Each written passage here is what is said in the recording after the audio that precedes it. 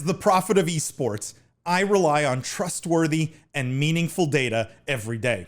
Data from our research partner, YouGov, offers the most complete view of esports fans and gamers in the world, providing context to who they are, what they think, the brands they buy, and things they do.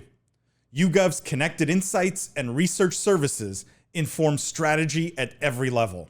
If you're a team, a brand, agency, or rights holder, you should be talking with YouGov. Their partners measure and maximize ROI and are telling compelling stories with data. Visit yougov.com/gaming-esports to learn more. Can we talk about just a connected story here? Again, another sort of fallout from the Microsoft Activision Blizzard acquisition here. And I think it's interesting because there's a few stories this week that are sort of like fallout. And this one, the headline is Sony expects Microsoft to continue to ensure Activision games stay multi-platform. It says questions remain about Call of Duty's future on PlayStation. And let me just read sort of the statement from Sony. It says, Sony has responded to Microsoft's blockbuster proposal to buy Activision Blizzard with a comment on what that might mean for future games like Call of Duty on PlayStation. They said, this is a spokesperson from Sony, says, we expect that Microsoft will abide by contractual agreements and continue to ensure Activision games are multi-platform. That's according to the article. It says it's less than definitive. And, Phil Spencer has hinted that Starfield, which is a Bethesda, property, will be PC and Xbox exclusive, has hinted that Elder Scrolls will be Xbox exclusive, the new Elder Scrolls. But he also did say, and this is a quote, Activision Blizzard games are enjoyed on a variety of platforms, and we plan to continue to support those communities moving forward. And so we've seen sort of, I won't call it doublespeak, but we've seen somewhat conflicting thoughts here, right? Statement from Sony saying they're going to abide by contractual agreements, some hints that things may go exclusive, and then some hints that he wants things to run everywhere. If you guys are Phil Spencer tomorrow, right? What do you do with the Activision Blizzard games from a multi-platform perspective? Like, what is the business decision and reasoning that you guys go through to decide if we go all exclusive, we go all multi-platform, or something in between? Jimmy, do you have thoughts on that? Yeah, I'm a strong believer in free to play. I'm a strong believer in tearing down walls and making things accessible. I think you grow your audience first. You get in front of as many people as you can, and then you find some other way to hook them or sell them, whether it's through microtransactions or complementary hardware or things of that nature. So, if I was Sony, I would be concerned thinking, geez, these are some great titles for us. Are they going to honor those contracts? Are we going to be able to play in this arena? But if I'm Microsoft,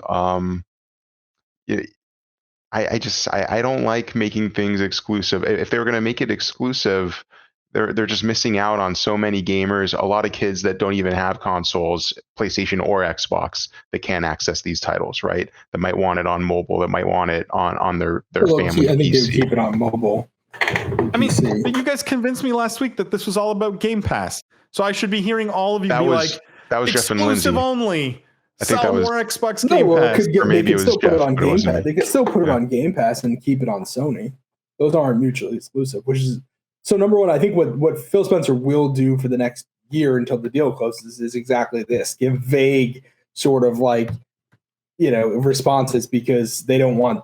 If they were to come out and say something, it's coming off, it's going to be exclusive, that gives a massive, hammer to the antitrust folks to say, well, this is anti-competitive. You're taking the most popular gaming IP and taking it away from 50% of people. Like, that's a pretty big bullet in the chamber to not show your hand on. So I think he'll do that for the next year. And then it seems like there were some articles out this week. I think Bloomberg, Jason Schreier put out something saying like that Microsoft, they had just re-signed, or Activision had just re-signed something with Sony for the next, I think, 3 years. So at least through 2023 or 2024, they'll be, this is sort of what they had said, agreeing, sticking with that agreement. What happens after that, I guess, is really the crux of what you're asking. Personally, I don't know if it makes sense to tear down 50% of your player base to try to sell a few more consoles. Like, to me, Microsoft has historically, they've never been about this console war. Maybe that's because they've historically been losing. But their mantra has always been put Game Pass everywhere, let people play our games on every platform. And that's why I said last time, I think it's more likely that Sony Game Pass goes on to PlayStation than that Call of Duty becomes an exclusive. I think they'll put Call of Duty a day and date, like first day on Game Pass, which will be a massive draw to Game Pass, but I don't think they'll take it away from Sony. There's a lot of different things they can do to drive more people to Xbox that don't include only putting the game on Xbox, right? Like, they could have it be out a week earlier on Xbox. They can have a little bit of exclusive content on Xbox. It'll run better on Xbox. It'll be, optimized for those consoles. I think they could do enough subtly where they don't have to completely give away, a few $100 million a year in sales. Like, I just don't see why that's necessary. And none of you are swayed by some of the language around, or some of the rumors around the Bethesda games going exclusive? Lindsay, I don't know if you have thoughts on that. I think that the Bethesda games might, but it's just a different, I don't know, it's just a different audience for Call of Duty. And I'm with Jeff and Jimmy on this one for sure. I don't think they want to alienate that audience. I keep thinking of, I did a big project in grad school on the global trade slowdown. And essentially the global trade didn't rebound as well after the recession as it did pre-recession levels. One of the biggest reasons was tariffs, and even micro tariffs. And I keep thinking about that in terms of, I don't know, kind of walling off your goods or sectioning off your goods never really helps you grow your audience in the same way that making goods available does. I also think that they would get a lot of public backlash. So I can see, I can see Bethesda going exclusive, but Call of Duty is just too big of a brand, I think, to really have the impact would be so huge and they would just be walling off so much of their content. I don't think it's worth it.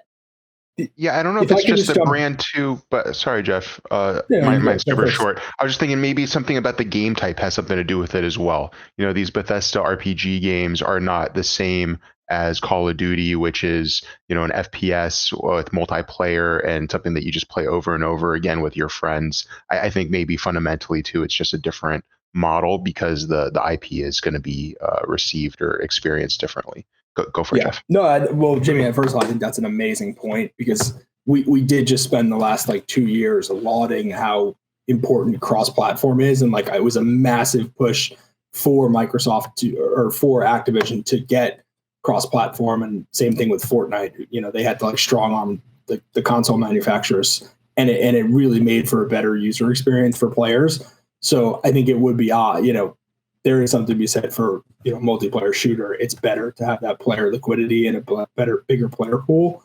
I forgot what I was going to say. Oh, this was what I was going to say. I could see the only time I could see them maybe making it exclusive is if they were about to launch new hardware. Because by the time we get past all of these deals that they have to honor legally, you're pretty much looking at 2024, 2025. You're very deep into the console cycle. Most people who have already are going to buy a machine have already bought it. So you don't really want to use that bullet at that point because you're not going to get much people switching hardware.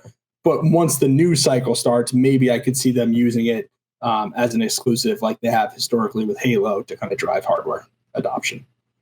No, it's an interesting thought on timing having an impact, right? How that console cycle works out may have a big impact whether some of these games go exclusive or not.